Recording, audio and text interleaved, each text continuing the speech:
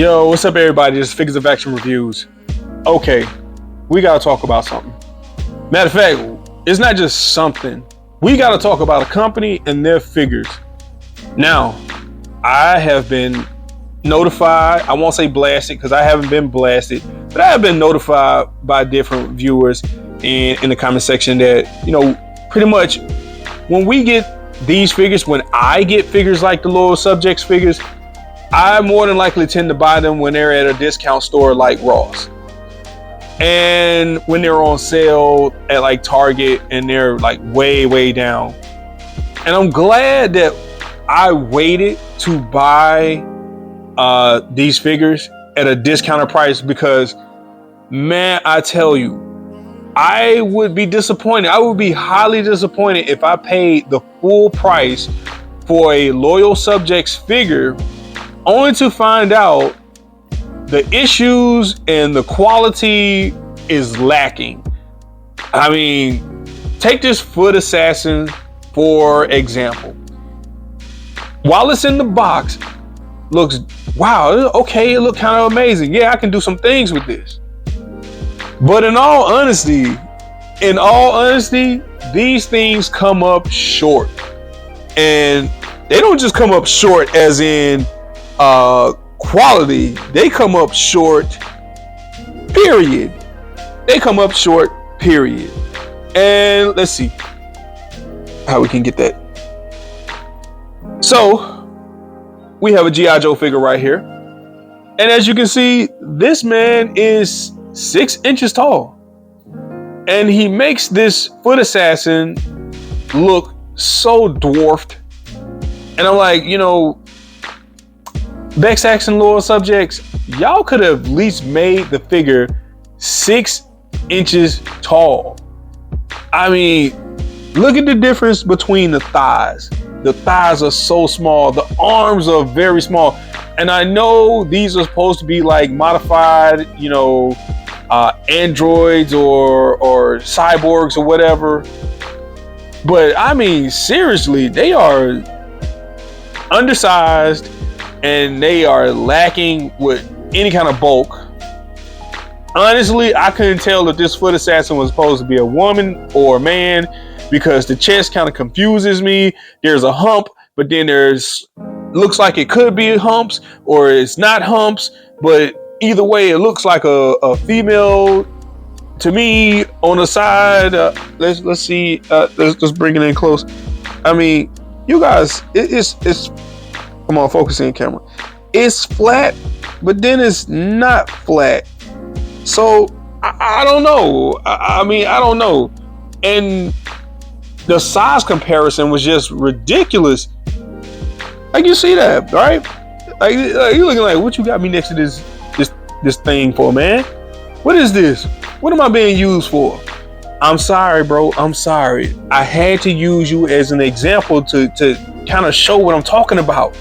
Just hold up. Give me a minute. All right, I get it. Come on. You can go back.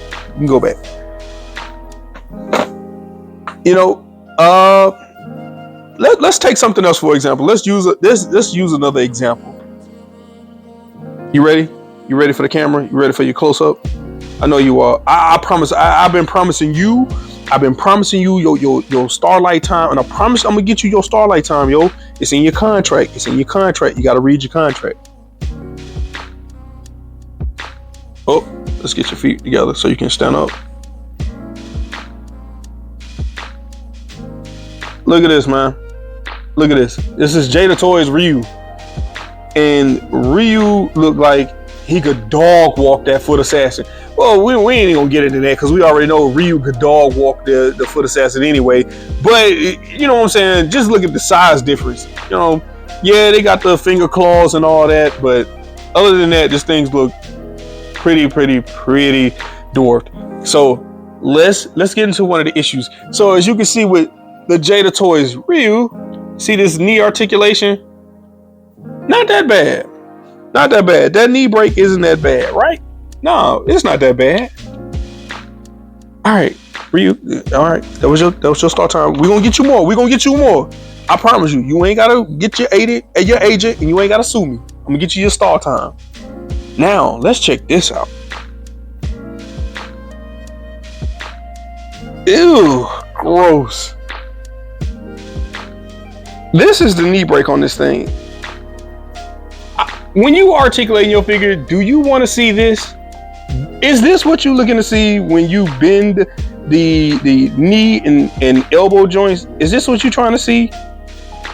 And then you can't really get you get a okay knee extension, tiger knee. But other than that, man, it just looks so sloppy. It looks so sloppy and it's so poorly put together. Loyal Subjects, you gotta come better. You gotta come better than this. I mean, that's why your stuff is sitting in Ross, right now. And that's why they sitting there on selling Target. Oh, another thing, when we talking about quality, watch this. Now, this is something that happened to me when I was just fooling around with the figure. Knee articulation. Uh-oh, SpaghettiOs. It just popped right off. It came right on out.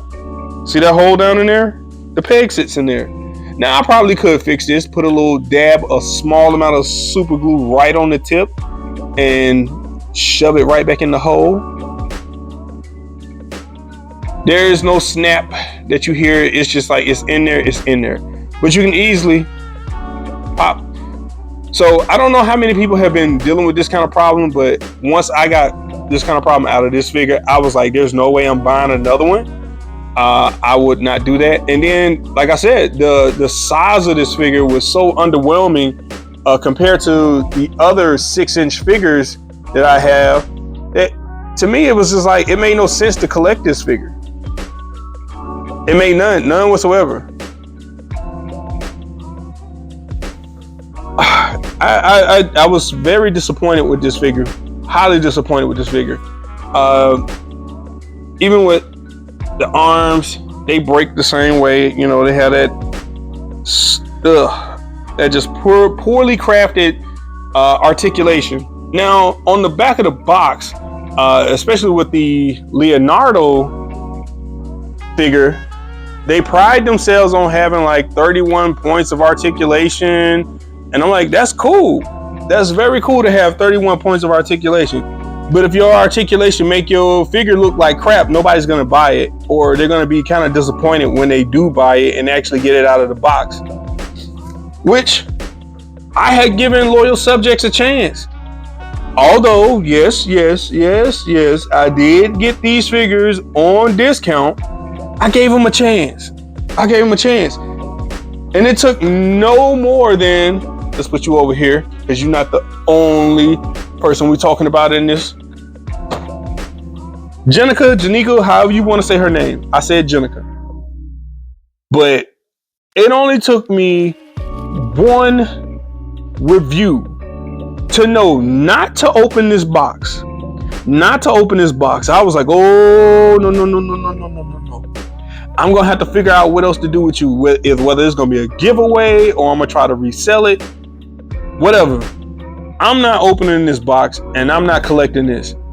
Like, nah. And let me just pop this posting in here. This is from Collecting is Fun. When he went over this figure and he did the knee break. The knee break is so horrible on Janika. It's ridiculous. It's like, did you guys put any kind of effort into these figures? And don't be fooled, because this figure is on Big Bag Toy Store, right? But if you go through Big Bag Toy Store and you go through the pictures, you'll notice they never articulate the knee. They never bend the knee so you can see that huge crazy break between the thigh and the knee. It's like you thinking like, wow, it looks good, and then you get it and then you try to do a kick, try to do a knee, and you go, oh, this is gross. Now a lot of people will say, well, you're not actually buying, you're collecting on a budget. Yeah, but you got to remember, come back song, sweetheart, you got to remember, this $9.99 was once $20 some odd dollars in a retail store. So think of all the customers who actually bought this figure for either their kids or for themselves, who paid $20+ thinking they were getting a quality figure only to get something that could basically fall apart on you and had poor articulation. $20. Remember that. Because not only did I get Jenica, I got Dark Leo, I got Glow in the Dark Shredder, and his knee break and articulation is no different. Also, you don't even have to look that close. Look at what I managed to see. Do you see that arm? Look at that. The arm is pretty much separated almost. The peg is almost out of the arm slot, out of the bicep cut. Like, in the box like that, I haven't gotten figures like this bad since I messed with those Dragon Stars and my Jiren was broken, snapped at the waist before I could even pull them out the pack. So yeah, these are now on my spit list, man. These on my spit list. Loyal Subjects, yo, you ain't getting a dime from me. Nah, you ain't getting a dime from me. You didn't get a dime from me at all because I got these from Ross. And the coup de grace was this Shredder in Hell. I picked this up from Walmart for $10, and box art was awesome. I looked inside and saw everything that I was getting in this box for $10, a comic on the inside, and all these accessories. And it's like one of the things I always keep talking about when I say these companies ought to, do a lot more if they want to sell these figures to us collectors. Put something in this box worth collecting, man. Look at this. They got a comic. They got extra hands, energy hands. They got another head, sword, axe, special effects that go for the figure. All of this. Now, I will say this figure was like $30, something like that. But if I had all this in the box, I'd be more willing to pay $30 for it, because to me, I'm getting a comic and I'm getting all these accessories rather than just getting like an extra hand or McFarlane, just the figure itself. You starting to slack and go backwards on your ways. But and it was like, well, it's $30. What other figure is $30 that gives you a lot? Need I say more? And you guys can come with that quality issue with Bobby Valor and the Valorverse figures, but that was the first wave that had those issues. I have yet, after that first wave, any other wave that I've collected from Valorverse, I have yet to have any problems out of those figures. Yet. And here you have a figure, and I don't even think this guy was $30. He may be $30, but even so, for $30, you're getting all these hands, you get another head, you get weapons, and you get a stand, and some of them even come with like a backpack or so. But this is what I'm talking about. Like, if you're gonna pay $30, I want to get some quality out of these figures, not these figures breaking at the knees, popping at the knees. Because remember, like I said, there it is. All you had to do was fold it back.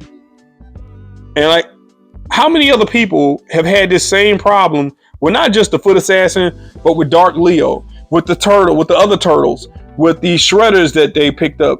How many other people have had these problems? Like, let me know, because they'll say, oh, $30 figures, you get all of this. Yeah, and you get all this with a $30 figure, and you get quality. And I haven't had any problems out of these Valorverse figures at all. And they are sometimes more than $20. So with that being said, these aren't coming out of the box at all. These are not coming out of the box.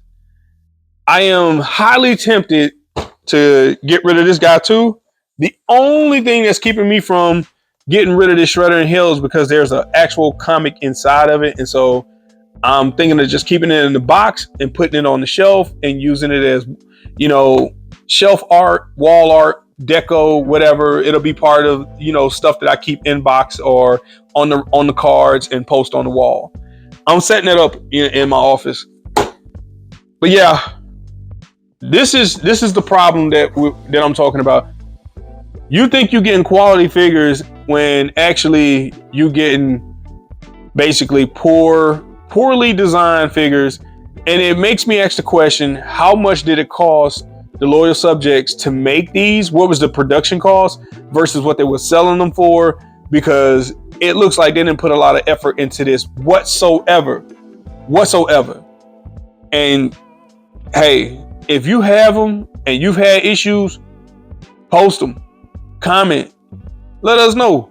Because, like I said, due to this guy, this lady, cyborg, android, whatever, because of the issues with this little thing right here, I'm not opening the rest of these, and I'm done. Sometimes, you know, your first impression is your best impression, and with me, you give me a sloppy figure, and I'm out. I'm out, Chief. So, with that, that's just my little small rant on the Loyal Subjects and how crappy the quality is that I found them to be. And you guys, even though I have my own opinion about why I'm not going to be collecting these, hey, you guys continue to collect, have fun, and buy what you like. This is Figures of Action Reviews, signing out.